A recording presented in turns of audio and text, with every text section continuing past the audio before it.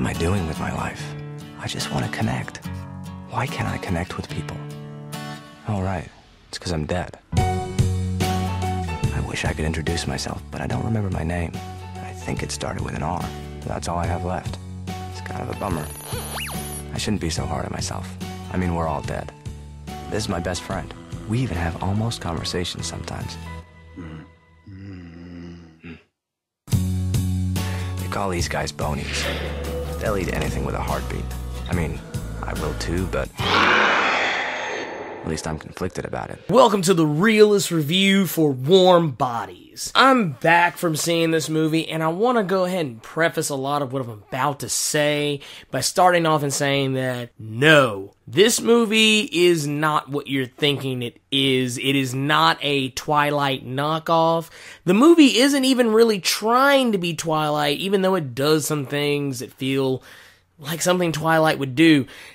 Also, it's really not anything like what you're going to expect it to be going into it. Warm Bodies, and let's go ahead and say this right now, Warm Bodies stars Nicholas Hoult, Teresa Palmer, Rob Corddry, and John Malcovich. You have Nicholas Hoult, who a lot of you may remember as Beast from X-Men First Class, and Nicholas Hoult plays the character R, who is a zombie, who he doesn't remember his name, he doesn't really remember a lot about his life.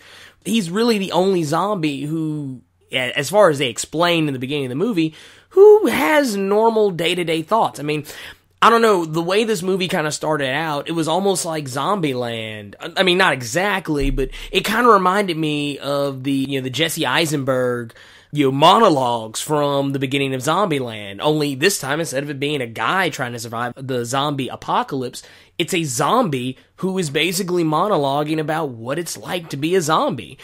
And Rob Corddry's there with him throughout, off and on throughout parts of the film. And, it kind of gives you a perspective on how zombies interact with each other. You notice there's different classes of zombies. I mean, really only two different ones. Nicholas Hoult, as the character R, he's coming to grips with the fact that he's slowly starting to, for lack of a better way to put it, regain a consciousness. And it's all thanks to Julie, played by Teresa Palmer, who you may remember from The Sorcerer's Apprentice or I Am Number 4.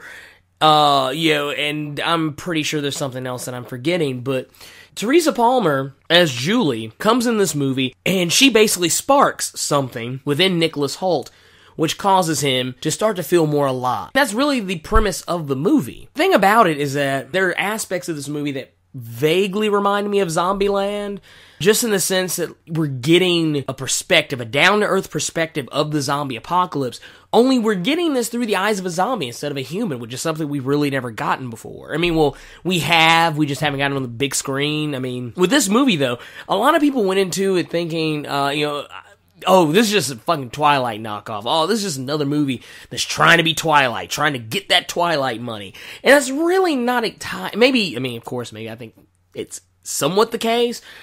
But at the same time, it couldn't be any further from the truth. Because in this movie, it's actually more of a comedy. I mean, yeah, it's a romantic comedy. But, this movie kind of slightly renewed my faith in the romantic comedy genre.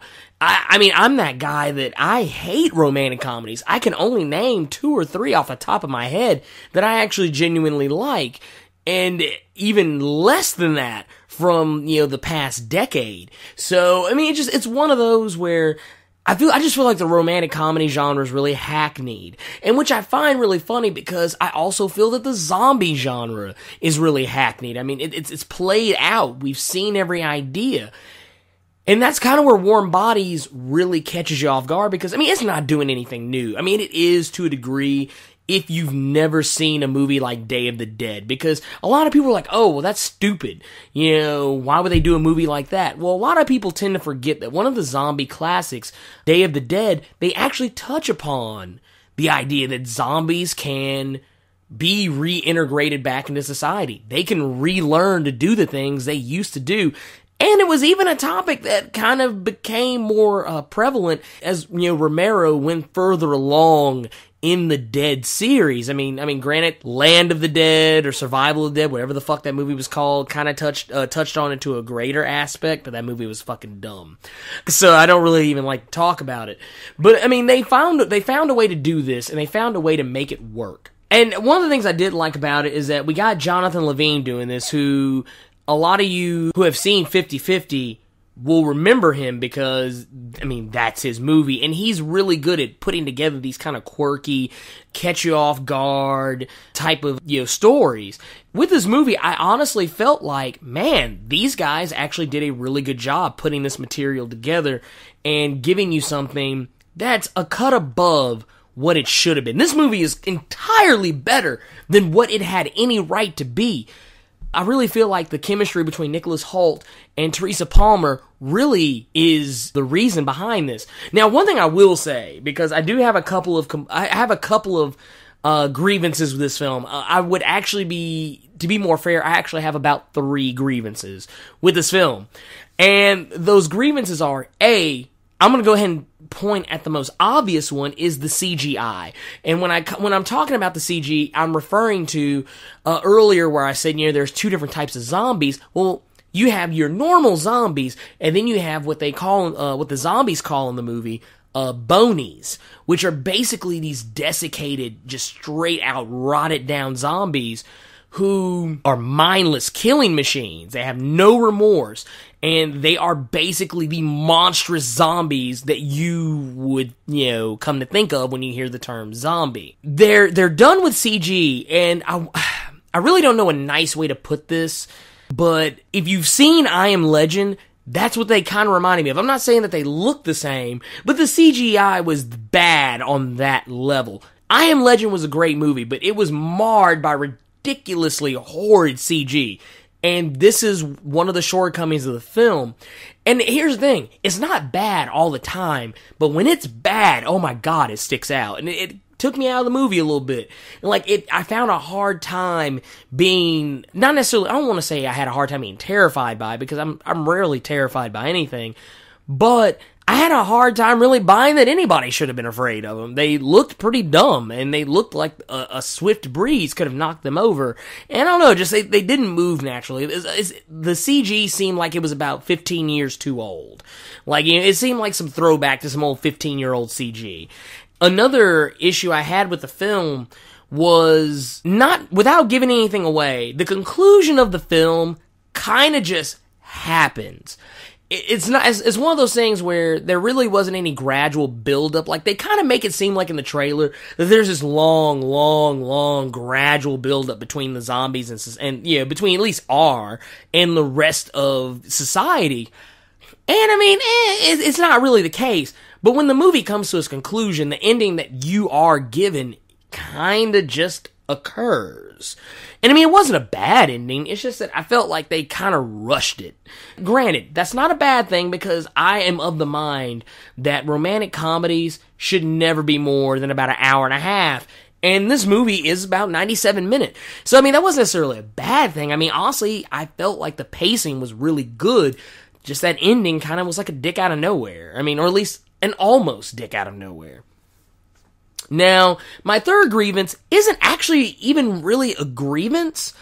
It's actually more of an observation that kept bothering me throughout the movie. It is, like I said, this isn't even a bad thing, but Teresa Palmer, for those that aren't really familiar with her, when you go into this movie and sit down, the first couple of things that are probably going to cross your mind is, man, this girl looks like Kristen Stewart. Man, but is it Kristen Stewart? Wait a minute, no. And I kept wrestling with that throughout the entire movie. It was one of those things that kind of distracted me. Every time I looked at her, I was like, wow, this chick this is Kristen Stewart. And then there's other parts of the movie where it's like, I wonder if they told her to act like Kristen Stewart. Because I've seen her in other movies, and that's not really her forte. I mean, she usually plays more lively characters. I mean, with this particular one, I mean, I'm going to go out on a limb and say I believe they told her to go that route, to act more like Kristen Stewart would typically act. The only difference between Teresa Palmer and Kristen Stewart, outside of the fact that one is blonde and the other is brunette, is the fact that Teresa Palmer, I find, as a better actress. Granted, I'm going to go on a limb and say, yes, she was told to act like Bella Swan. She was told to play up those Kristen Stewart isms. But she did it better than Kristen Stewart could. I mean, because even though she was playing it that way, I felt like she gave more than what Kristen Stewart would have given. I felt like she actually gave more emotion. She had a better range. I mean, honestly, it kind of makes me wonder, why didn't they pick this chick for Twilight in the first place? Maybe the movies wouldn't have sucked so bad. But then they probably still would have, and we'd just be right here saying the same things. So, I mean, all that being said, and another thing I want to touch on too before we wrap it up is I want to talk about John Malkovich, because John Malkovich was only in the movie for about maybe 10 minutes, 15 maybe, but I think he really did a good part as far as what he was given to do. I felt like he played his character very well. He had a very set way of doing things, and he was kind of they kind of played him as the overbearing father, which, I mean, you get that vibe when you see him interact with Teresa Palmer. But at the same time, I also felt like, you know what?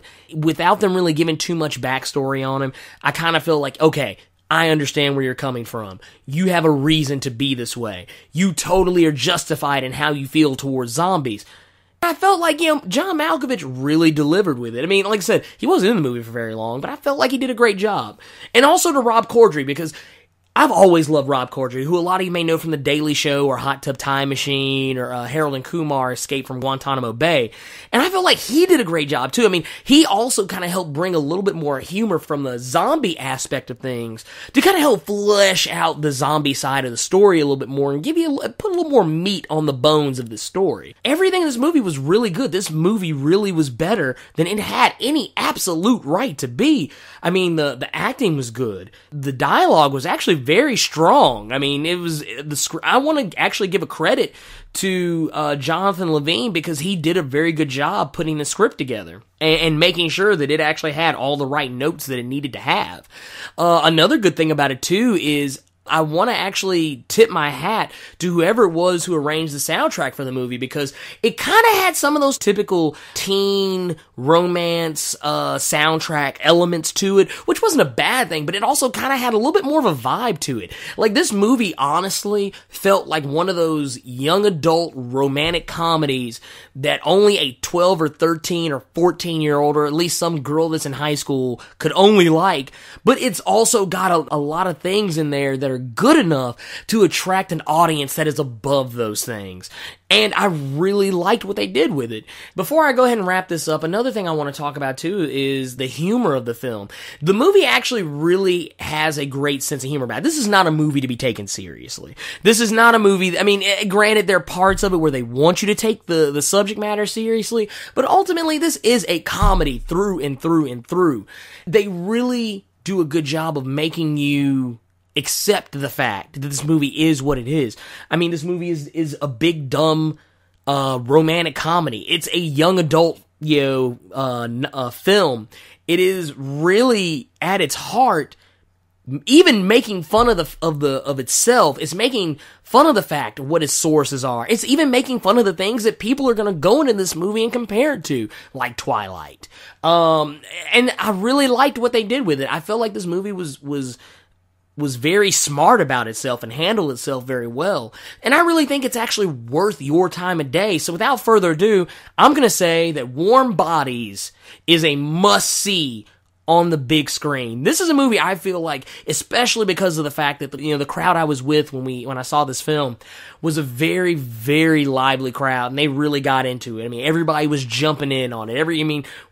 Even myself, I'm not even much of a talker during movies, but I was really getting into it. I mean, the movie was just good, clean, fun. It's good sometimes to sit back and unplug and watch a really good, fun movie, and something that actually is smart enough to take the reins, but also not trying to be too smart as to seem like it's better than everybody else. I really think this was a good movie, and I honestly feel like you should give this movie your time.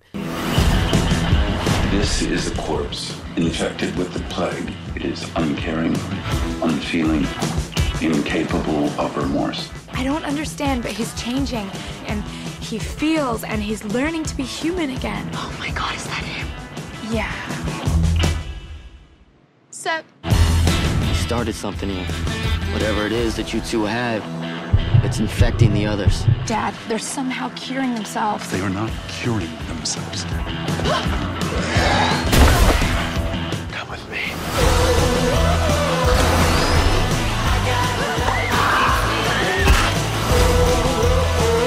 Shoot on sight. We have a breach. We're changing everything. We're seeing corpses fighting skeletons, sir. Who do we shoot? Shoot this! Hi. Huh? How'd you die? How old are you? Because you could be 20-something. But you could also be a teenager, you know, you have one of those faces.